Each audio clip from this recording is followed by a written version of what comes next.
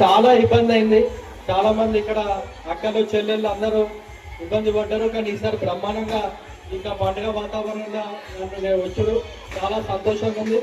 ఏదైతే బతుకమ్మ గురించి ఒక నిమిషం ప్రకృతి నుంచి వచ్చిన పువ్వులను బ్రహ్మాండంగా మీరు అలంకరించి ఇక్కడ పూజ చేసి ఇక్కడ బతుకమ్మ ఆడి మళ్ళీ అదే ప్రకృతిలో మనం కలుపుతాం. కాబట్టి ఇట్లాంటి పండుగ ప్రపంచంలో ఉట్టి మన తెలంగాణ జరుగుతుంది.